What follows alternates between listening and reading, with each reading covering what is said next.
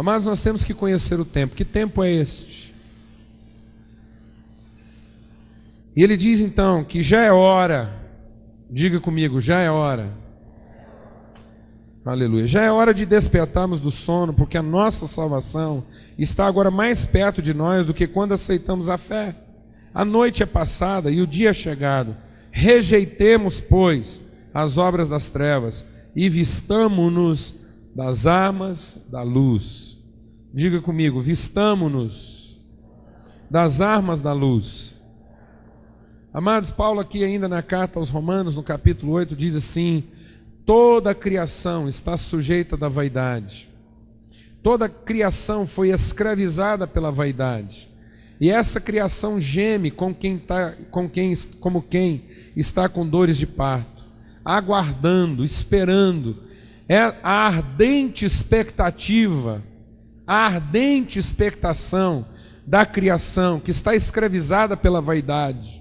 A ardente expectativa dessa criação é que sejam manifestos, que sejam revelados os filhos de Deus, que os filhos de Deus revelem luz. Jesus diz que Ele é a luz que, vinda ao mundo, ilumina todo homem. E Ele então diz a nós: vós sois a luz do mundo. E essa luz não pode ser escondida, essa luz não pode ser encoberta, essa luz não pode ser colocada em um lugar baixo, ou debaixo de qualquer coisa. Essa luz tem que ser colocada num lugar mais alto. Então aquilo que nós entendemos da parte de Deus como sendo a revelação da nossa identidade, o que significa essa revelação dos filhos? O que significa andarmos na luz? O que significa colocar essa mensagem no lugar mais alto e não escondê-la e não guardá-la? E muitas vezes, amados, nós temos constrangimentos, nós temos timidez, nós temos vergonha e guardamos isso e escondemos isso. E Deus diz: não esconda isso, coloque isso no lugar mais alto. Assim brilhe a vossa luz, que a sua luz brilhe. E brilhe com intensidade, de modo que as pessoas vejam a sua luz brilhando, vejam as suas obras, vejam o seu compromisso com a vida delas e glorifiquem ao vosso Pai. Amados, é isso que toda a criação está esperando. A criação está esperando que nós nos revelemos como filhos da luz, como luz neste mundo, trazendo um entendimento novo. A palavra de Deus diz que o homem está em trevas porque o diabo cegou o entendimento deles. Então isso significa que os filhos da luz são aqueles que trazem um novo entendimento, trazem uma nova compreensão das coisas. Então a palavra de Deus está dizendo que esse é o tempo. A palavra de Deus diz em Efésios, no capítulo 1, que a revelação dos filhos de Deus é o mistério de Deus guardado por se revelar na plenitude dos tempos. Então que tempo é esse? O escritor da carta aos Hebreus diz que esse tempo é hoje. Esse é o dia que o Senhor nos fez, o dia que se chama hoje, o dia da minha vida se revelar como luz, o dia da minha vida se revelar às pessoas como a revelação de um novo entendimento a respeito da vida. E eu não posso esconder isso, eu não posso guardar isso, eu tenho que ter a coragem de colocar isso no lugar mais alto, proclamar isso. Essa virtude de Deus que está em mim é para ser proclamada, anunciada, compartilhada, manifesta. E ele está dizendo que esse é o tempo. O tempo de quê? O tempo de acordarmos do nosso sono. O tempo da igreja ser despertada do sono. O tempo dos filhos de Deus serem despertados da sua letargia, da sua inanição, da sua inércia, da sua indiferença. O tempo dos filhos de Deus deixarem de ser como quem dorme nesse mundo. Nós não podemos estar nesse mundo dormindo, deixando o tempo passar, mas nós estamos aqui para manifestar luz, porque as pessoas estão morrendo na sua ignorância, porque o entendimento delas está obscurecido. Mas você tem um entendimento de algo diferente, de uma postura diferente, de uma motivação diferente, de uma vocação diferente. Por isso que Paulo diz: sejam transformados pela renovação do vosso entendimento, para que vocês não vivam mais conforme este mundo. Não vivam conforme este século.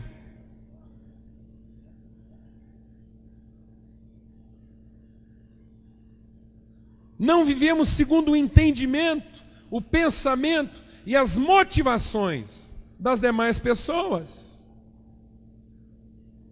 Ele diz então: é tempo, a noite é passada. Por que a noite é passada, amados? Por que eu posso dizer que a noite é passada?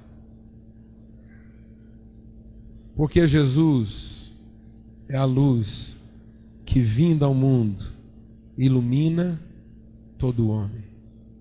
Sabe por que a noite é passada, amados? Porque nós somos a luz. Sabe por que eu posso ter certeza de que a humanidade não precisa mais andar em trevas? Sabe como é que você pode ter certeza e eu posso ter certeza de que a humanidade não precisa mais caminhar em trevas? Porque nós somos a luz deste mundo. Então a noite é passada. E a palavra de Deus diz que o dia é chegado. Isso quer dizer que o dia chegou. Esse é o dia que se chama hoje, o dia de brilhar a nossa luz. Ele diz então: rejeitemos as obras das trevas, para nos vestirmos das armas da luz. Andem de maneira coerente, como ele diz, como de dia, não em glutonarias, nem em bebedeiras, nem em orgias, nem em dissoluções, nem em contendas e inveja. Não vivam como quem vive para si mesmo. Não vivam como quem vive apenas para satisfazer suas próprias vontades. Não viva como quem vive apenas para atender às suas próprias necessidades. Porque já não é mais noite, o seu entendimento não está mais obscurecido, você viu o amor de Deus, você conheceu a glória de Deus que se revelou a você, você sabe que agora em Cristo Jesus, você é filho de Deus. Então não viva mais como quem vive para si, não viva mais como quem vive apenas para satisfazer a sua própria necessidade. Ele diz: revesti-vos do Senhor Jesus e não tenhais cuidado da sua própria carne com seus desejos e concupiscências. Vamos deixar o Espírito de Deus falar ao nosso coração. Abra sua Bíblia lá em 1 João, no capítulo 4.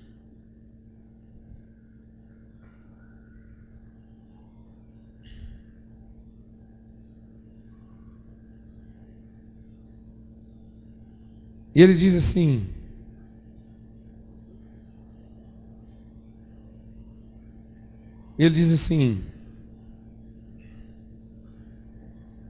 a partir do verso 10: nisso está o amor, não em que nós tenhamos amado a Deus, mas em que Ele nos amou e enviou o seu Filho como propiciação pelos nossos pecados. Amados, se Deus assim nos amou como? Nos amou primeiro. Então, se Deus nos amou primeiro, é assim que nós também devemos amar uns aos outros. Ninguém jamais viu a Deus, mas se amarmos uns aos outros, Deus é em nós. Como é que as pessoas vão saber que Deus é em nós? Como, amados? Como é que as pessoas vão saber que nós somos a luz deste mundo?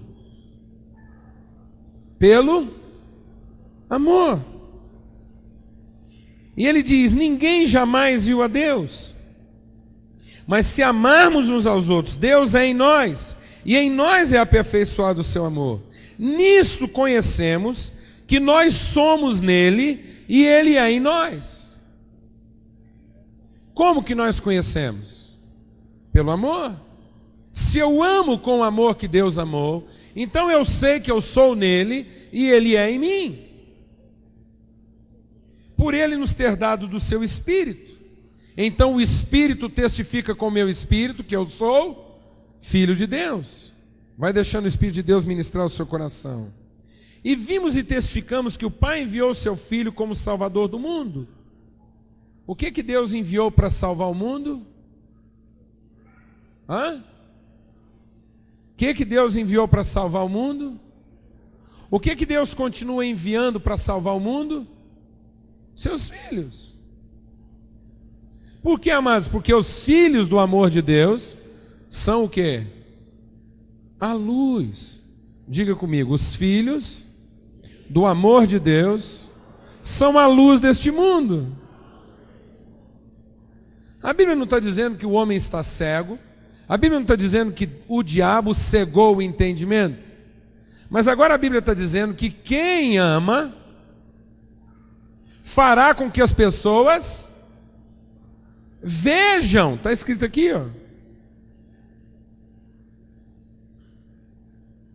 Ninguém jamais viu a Deus, mas se amarmos uns aos outros, as pessoas verão. Porque os filhos de Deus são o quê? A luz do mundo. Por isso que Jesus diz: assim como o Pai me enviou, eu envio vocês.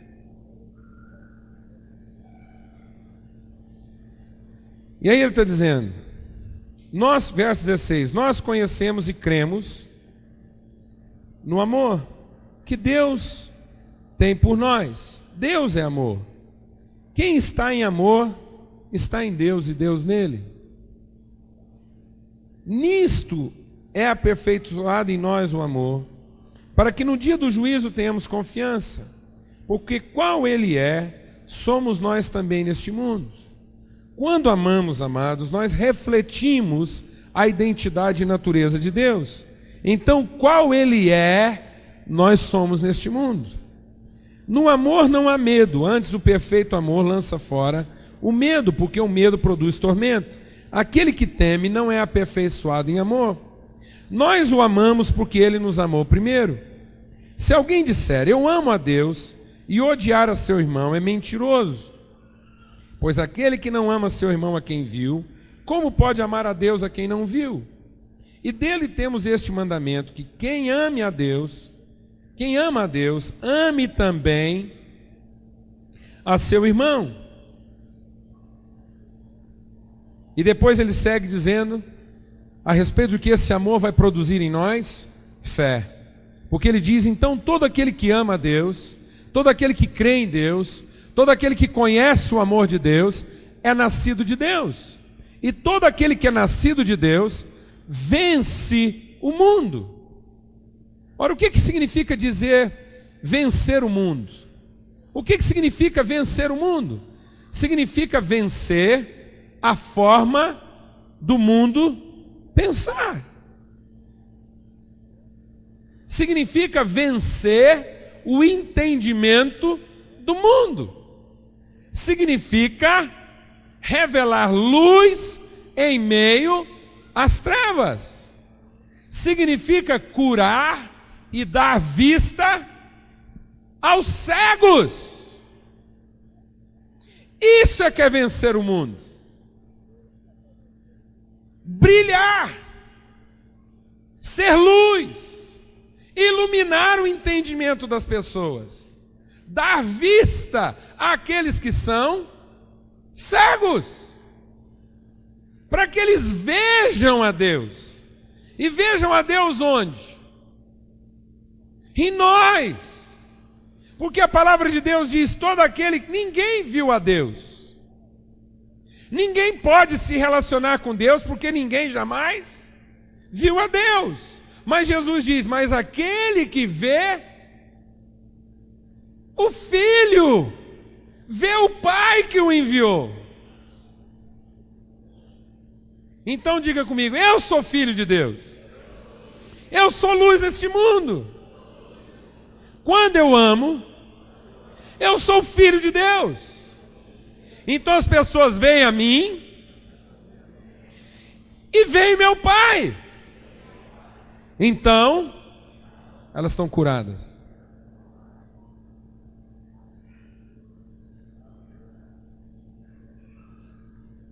Amém, irmãos?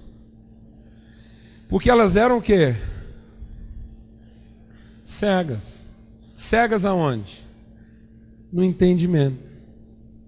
Mas agora, através de nós, elas vêm. Vêm o que, amados? A luz. Quem está entendendo isso? Então, João está dizendo isso. E como é que nós somos luz nesse mundo? Quando nós amamos. Por quê? Porque o mundo está escravo da vaidade. Então o mundo está em trevas por causa da sua vaidade. Então o mundo não consegue ver nada por causa da sua vaidade. Então as pessoas têm o seu entendimento obscurecidas, as pessoas estão cegas no seu entendimento por causa da sua vaidade, da sua cobiça, da sua ganância. Lá no Sermão do Monte, Jesus diz que se os nossos olhos estiverem em trevas, quão profundas serão as trevas da nossa alma. E sabe qual é a tradução lá para olhos em trevas?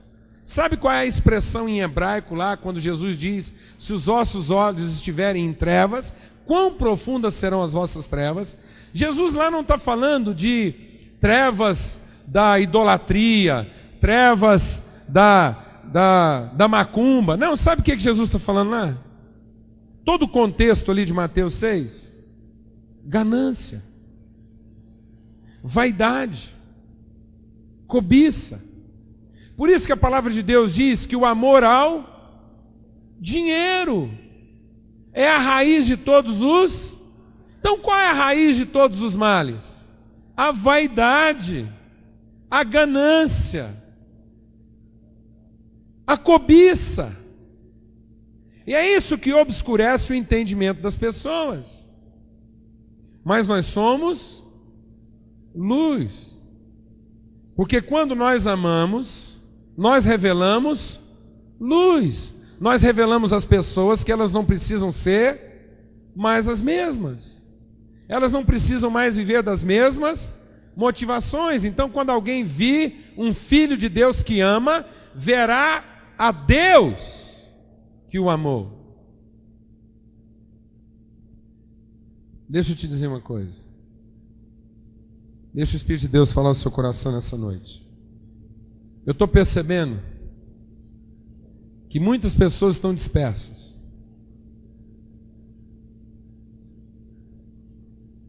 E eu vou te dizer por quê.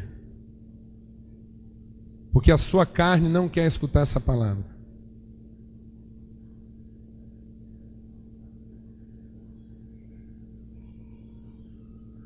A sua carne não quer escutar essa palavra. Porque essa é a palavra que pode libertar você. E você não tem visto o reino de Deus na sua vida. Porque apesar de você já ter sido liberto, você continua oprimido. E oprimido da sua vaidade.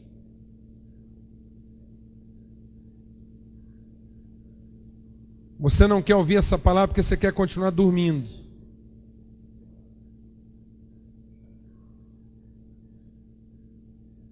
Então você presta atenção. Se você quiser ficar em pé, você pode ficar. Se você quiser ficar andando em volta do templo aqui, você pode ficar andando. Mas você não dorme. Porque agora não é hora de dormir, agora é hora de acordar. Acordar do sono. Parar de viver para si mesmo. Então a palavra de Deus diz que nisso está o amor. Em amar primeiro. Agora presta atenção aqui em 1 João no capítulo 4. diz assim: onde há medo, há tormento. Mas o perfeito amor lança fora todo medo. Agora deixa o Espírito de Deus falar ao seu coração. Quando a Bíblia aqui está falando de medo, não está falando de assombração.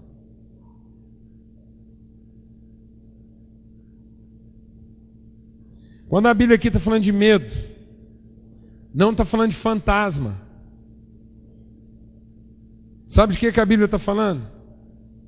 Sabe de que medo ela está falando? O contexto aqui: o medo de amar primeiro. O medo de entrar numa roubada. O medo de sofrer o prejuízo. O medo de sofrer o dano.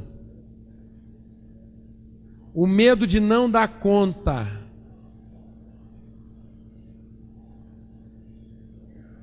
O medo de sofrer, é disso que a Bíblia está falando. O medo de amar alguém sobre quem você não tem controle. O medo de amar alguém sobre quem você não tem garantias. O medo de amar alguém que pode machucar você profundamente. O medo de amar alguém que pode trazer sobre a sua vida mais trabalho, mais dificuldades. O medo de amar alguém sobre quem você ainda não tem certeza do futuro. É disso que a Bíblia está falando. É o medo de amar primeiro, para ser amado depois.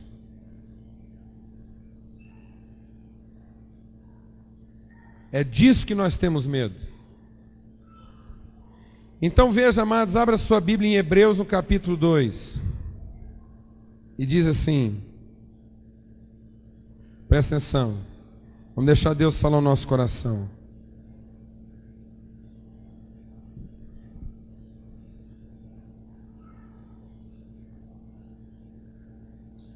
Verso 10: convinha que aquele para quem são todas as coisas, e mediante quem tudo subsiste, trazendo muitos filhos à glória. Convinha que Jesus, trazendo muitos filhos à glória, consagrasse pelas aflições o autor da salvação deles. De que maneira Jesus glorificou o autor da nossa salvação?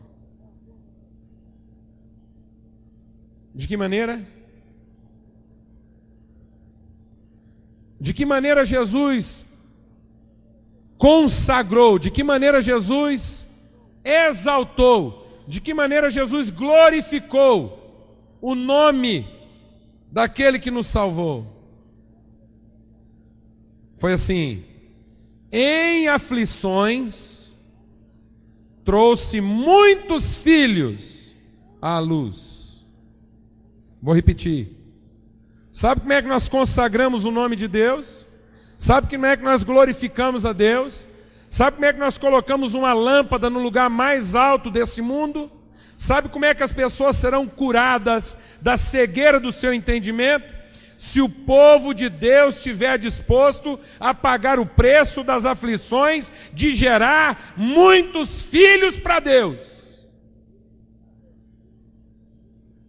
É isso aí. Porque nós temos medo de gerar filhos. E medo da responsabilidade que isso vai produzir na nossa vida. Sabe como é que Deus disse que nós iríamos dominar a terra? Não é fazendo campanha de oração nos montes, não. Sabe como é que a gente domina a terra? Enchendo a terra de filhos de Deus. Enchei a terra e sujeitai-a. Adotando pessoas, abrindo a nossa vida para ser repartida com outras. Mas nós não queremos repartir, nós queremos economizar, nós queremos nos proteger. e nós nos explicamos nas nossas boas intenções.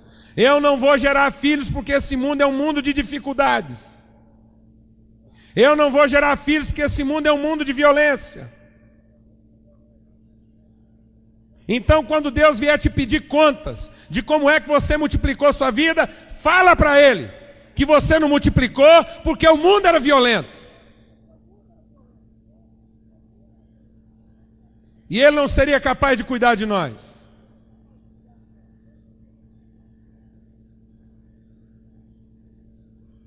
A gente chega para Deus e fala que não pode gerar filhos para Ele. Sabe por quê? Porque nós não damos conta de tratar de muitos filhos. E de um, você dá conta? E se você tiver um infarto fulminante com 20 anos de idade, com 30, com 40, e for para a cama, ficar lá um vegetal, quem vai cuidar de você? E todos os planos que você fez para a sua vida? E tudo que você achava que você ia dar conta? Quem é a garantia do sucesso da sua família? Você? Então vou te dizer uma coisa, sua família está quebrada.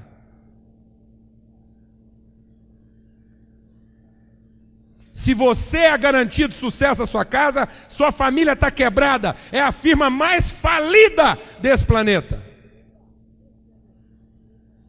Porque sua vida não vale o que vale um pouco de fumaça. Você hoje está aqui e amanhã você está lá, dando glórias a Deus com os anjos.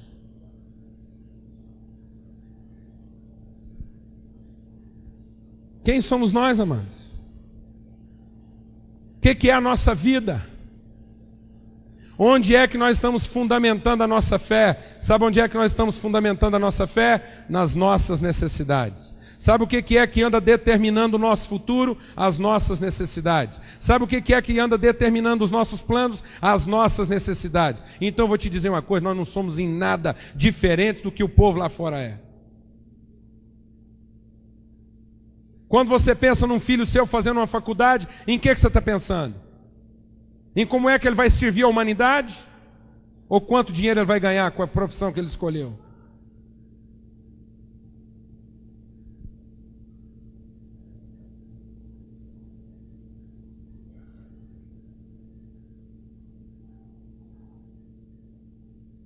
Vamos falar sério com Deus, amados. O que está determinando os nossos planos? O que está determinando o nosso dia a dia? Se não a nossa preocupação com as nossas próprias necessidades, então nós não somos luz neste mundo. Porque disso o mundo está cheio, de ignorância, de vaidade.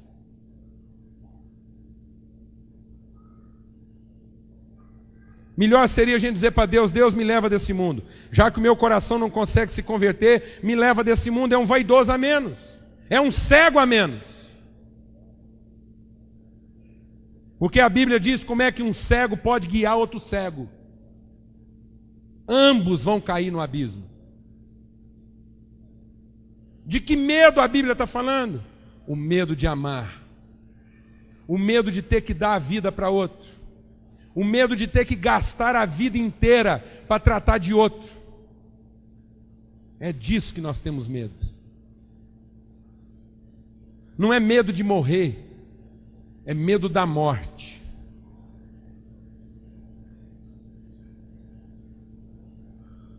É medo de ter que ofertar a vida, dia após dia. Deus não precisa da sua morte. Deus não quer a nossa morte. Deus não quer que você morra para os seus filhos. Tem gente aí se matando. Tem gente se matando para tratar dos filhos. Tem gente se matando para tratar dos filhos. E eu vou te explicar uma coisa. Seus filhos não precisam da sua morte. Seus filhos precisam da sua vida.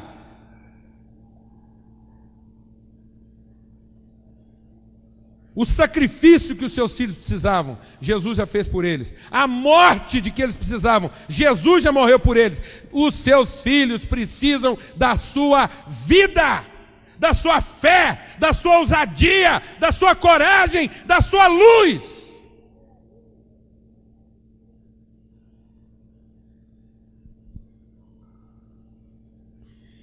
E aqui a palavra de Deus diz, foi em aflições que ele gerou muitos filhos. E no verso 11 diz, tanto que santifica, como os que são santificados, vêm todos de um só. Por essa causa Jesus não se envergonha de lhes chamar seus irmãos, dizendo, anunciarei o teu nome a meus irmãos, cantar-te-ei louvores no meio da congregação, porém nele a minha confiança. E ainda, eis-me aqui e aos filhos que Deus me deu. Jesus não se envergonha de nos chamar seus irmãos. Às vezes a gente acha que Adão foi criado perfeito, completo.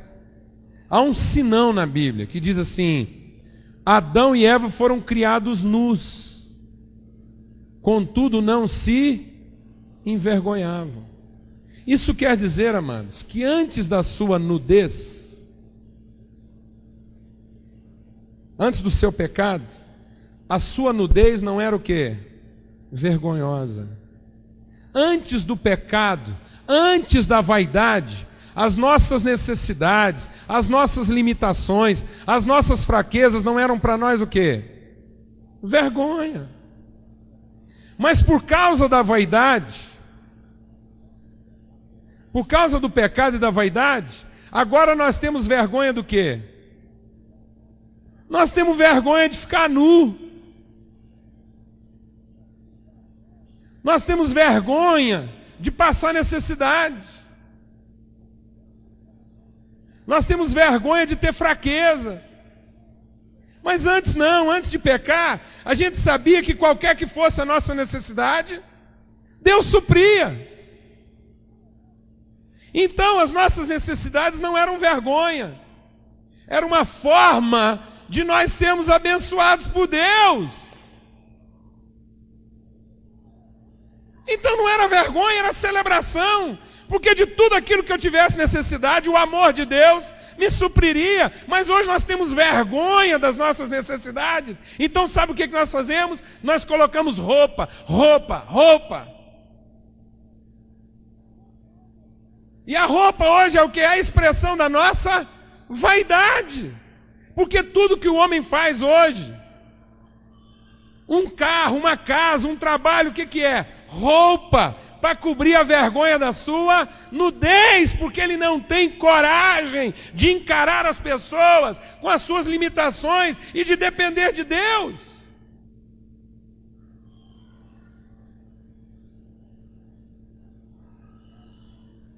E Paulo vem e diz para mim, não, sabe o que eu entendi agora? A graça de Deus me basta. Isso quer dizer que enquanto eu estou fraco, aí é que eu sou forte, porque cada vez que eu estou fraco, Deus vem cuidar de mim.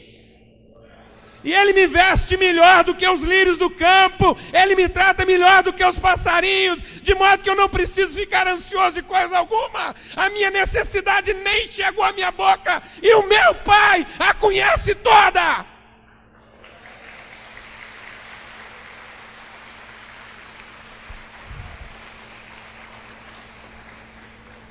Amado, sabe o que a cultura ocidental fez conosco? O capeta. O capeta pegou a cultura ocidental e transformou a nossa cultura. A nossa cultura capitalista. A nossa cultura de vaidade. Numa forma de obscurecer a mente e o entendimento do homem. De modo que o povo cristão não tem coragem de gerar mais do que 2 filhos, 3, quando muito. Quem passa disso começa a ser taxado de doido. O povo cristão. Nós estamos falando de quem conhece a Deus, não tem coragem. Aí vem um muçulmano que nunca conheceu o amor de Deus, e que nunca soube que é filho de Deus, e põe 11 muçulmaninhos no mundo, De modo que 55% da população mundial hoje está debaixo do islamismo, do hinduísmo.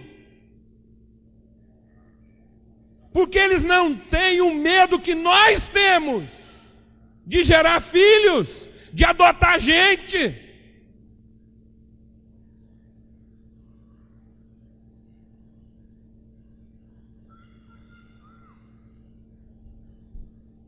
Sabe o que eles estão tentando? Sabe não? O capeta pode ser teimoso, mas não é bobo. Sabe o que ele está tentando? Encher a terra. Onde estão os seus filhos? Onde estão as pessoas que você adota? Onde está a sua coragem de assumir compromisso com gente? Onde está a sua coragem de dedicar sua vida a pessoas? Até quando nós vamos ficar aqui adorando a Deus e usando a nossa fé para falar só das nossas necessidades? Nesse louvor não há glória, porque Deus só é glorificado quando nós damos muitos frutos. Deus não é glorificado com a nossa bajulação, porque às vezes, em vez de ficar aqui louvando, nós estamos bajulando a Deus, para ver se no final dessa bajulação toda, Ele se converte e quebra mais um galho nosso.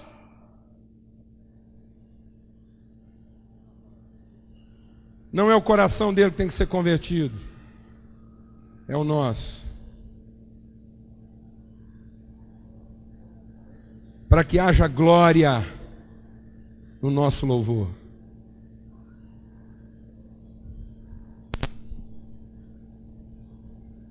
Quando nós amarmos, primeiro, sem medo.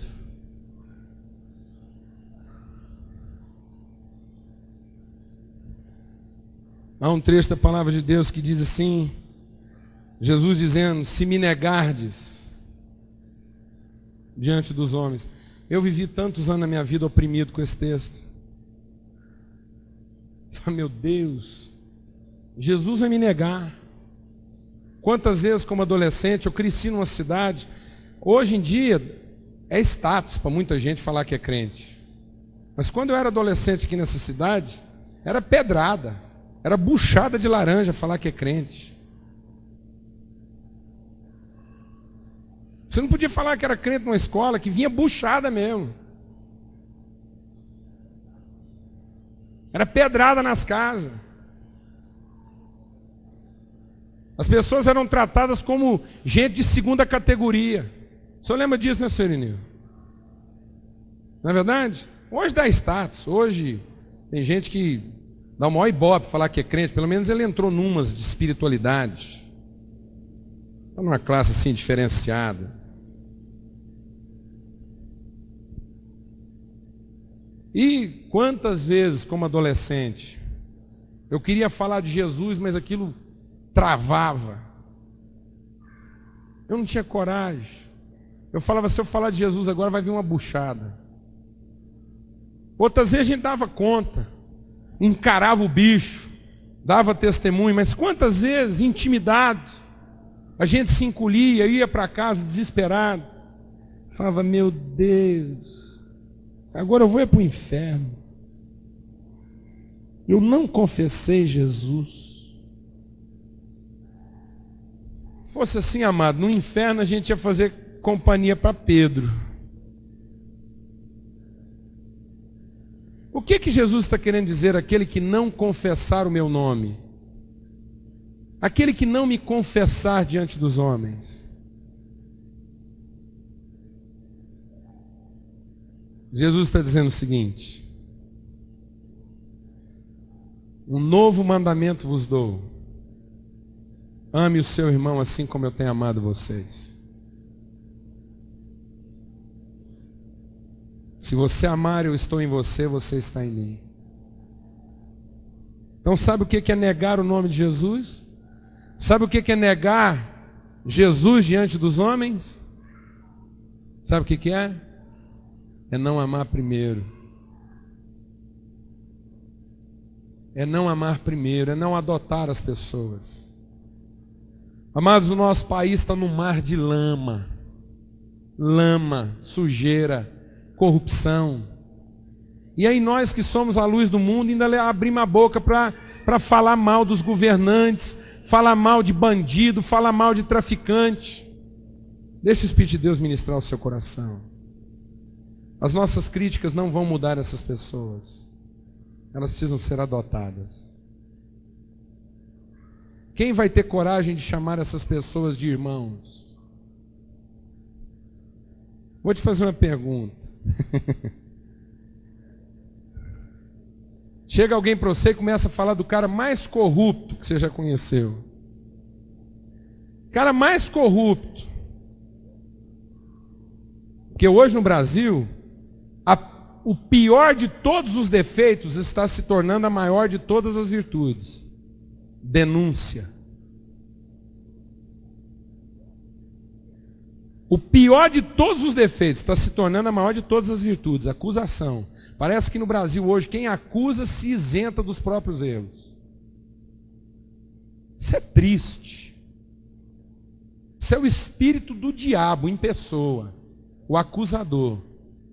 Agora imagine alguém bem corrupto, mas muito corrupto, aquele que está lavando dinheiro de droga, de prostituição, ele perverte, é menina, adolescente, é bandido mesmo.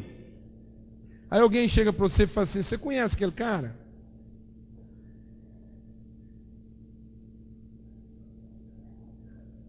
Eu? Se eu conheço ele, não sei nem de que família que ele é, nunca vi não. Agora, se nós fôssemos perguntar para Jesus, sabe o que ele diria?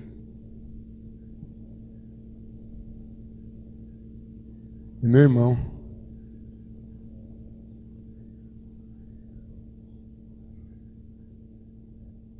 Ele é meu irmão. E eu estou aqui para dar a vida por ele. Eu estou aqui para fazer dele alguém que presta.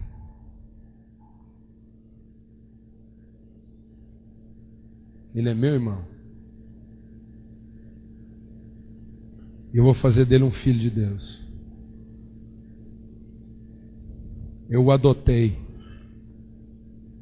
Ele é meu irmão. Amados, há um sentimento hoje hoje as pessoas dizem assim, um dos maiores ídolos do nosso país diz assim: eu me envergonho do Brasil. Pois eu vou te dizer uma coisa, graças a Deus, eu sempre respeitei o Pelé e vou continuar respeitando. Como ser humano, como pessoa. Mas ainda bem que o Brasil não depende do Pelé, já que ele se envergonha do Brasil. Ainda bem que o Brasil depende de Jesus, que não se envergonha de nos chamar seus irmãos.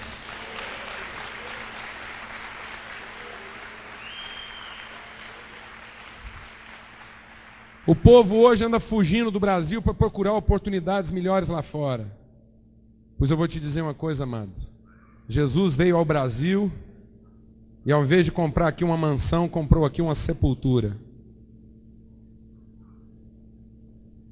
E disse: eu vou ser enterrado nessa terra e vou fazer dela uma terra fértil, santa, sadia.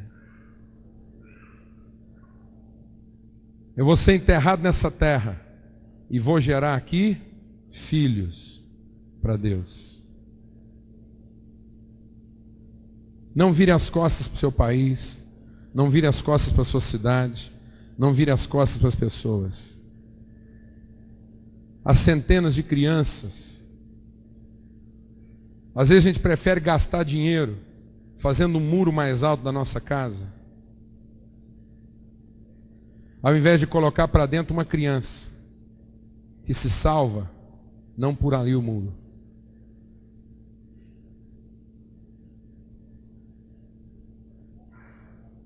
Amados, se nós adotássemos as pessoas, nós não precisávamos gastar tanto dinheiro em muro, em cadeado, em seguro, em vigilância.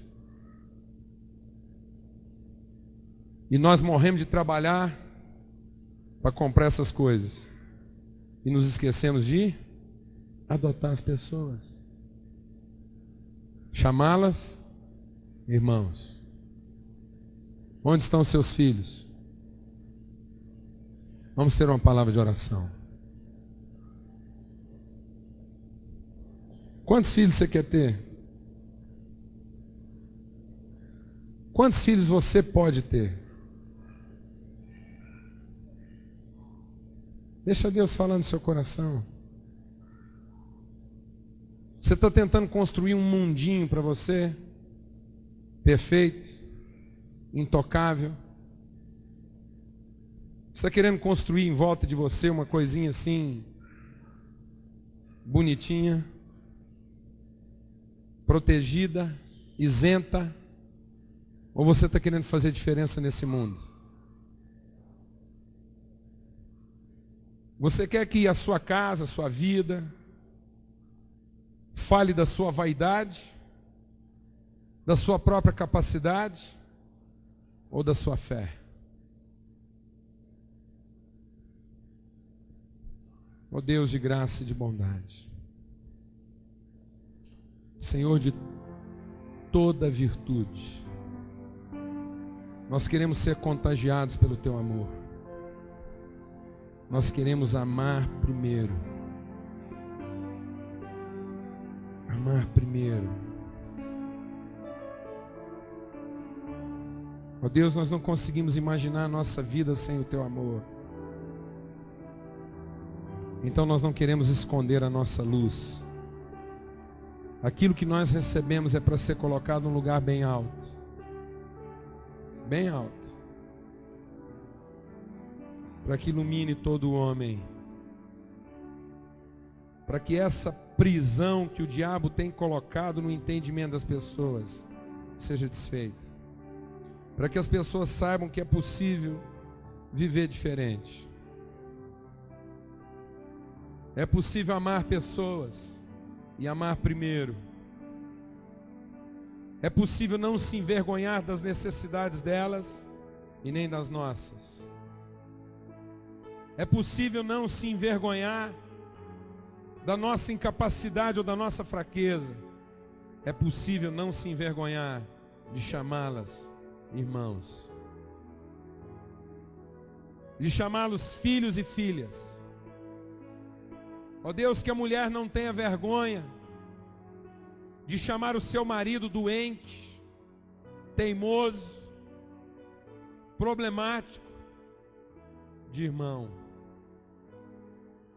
Que o marido não tenha vergonha de chamar a sua esposa rebelde, triste, amargurada, nervosa, de irmã. E gerá-la, mesmo em aflições, filha de Deus. Que os pais não tenham vergonha de chamar os seus filhos à existência e chamá-los irmãos e curá-los das suas enfermidades. Que os filhos não tenham vergonha de chamar os seus pais de irmãos. Que nós não sejamos intimidados, envergonhados de chamar quem quer que seja de irmão. A palavra do Senhor diz que a ninguém mais conhecemos.